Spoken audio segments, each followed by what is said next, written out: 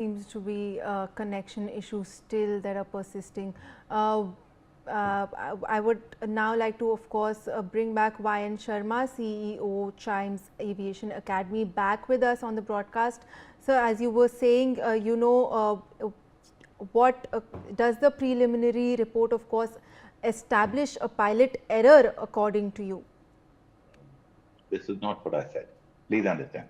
What I said was the preliminary report is out, and according to the preliminary report, if you see the timeline, it shows that a deliberate action of both the fuel valves being disconnected, right?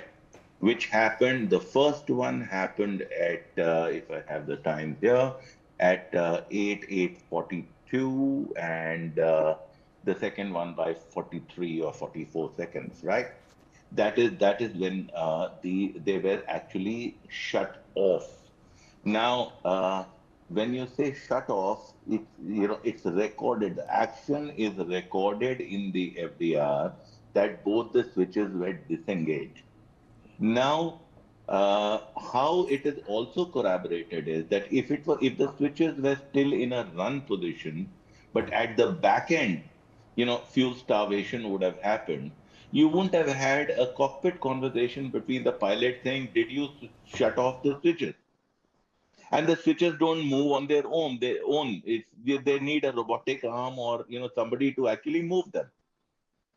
So even if there's a technical glitch that happened, the technical glitch would not physically move the switches.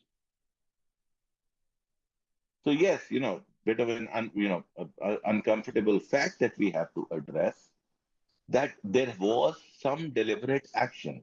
If you see the timeline, that is when it happened. The pilot called out to the second pilot. We don't know whether it was P1 speaking to P2 or P2 speaking to P1 that did you turn off the switches? Okay, we still don't have that the thing. I guess they will first reconfirm the voice analysis, whose voice it was before that is released. If they already don't have it and have chosen not to give out the names at this stage, then the engines are spooling down. They have re-engaged the switches. The first one is re-engaged at 8:52. The second at 8:56.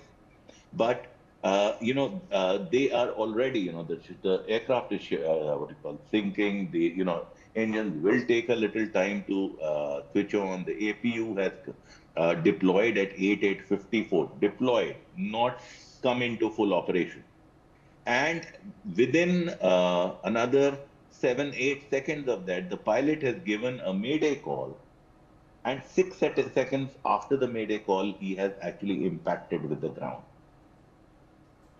So unfortunately, what you were saying about the advisories, there's a lot of advisories which are given out. Now, in hindsight, you say, oh, even if it was an advisory, it should have been done every day. There is a 1 in a billion or maybe more probability chance that you'll have both switches failing at the same time, sliding down or changing position at the same time, at the most critical time that it could ever happen in flight, which is just after takeoff. So, it definitely, it boggles the mind. Ever since I've seen this report, it's actually, it's asking more questions than it's actually answering. Or, the elephant on the room, nobody actually, whenever something like this happens, the proper perception is everybody says, okay, blame the pilot. So, the feeling is that, if you say that, then, you're just being part of the gang or whatever. But a deliberate action in the cockpit cannot be explained in any other way except that one of the two pilots has actually initiated that action.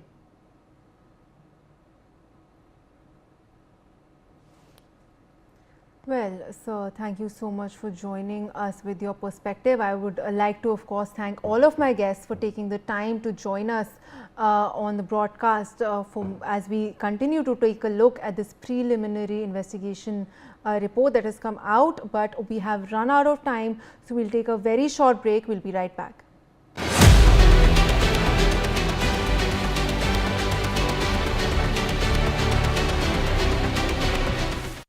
मुरली जी के father का cancer का इलाज 3 साल चला।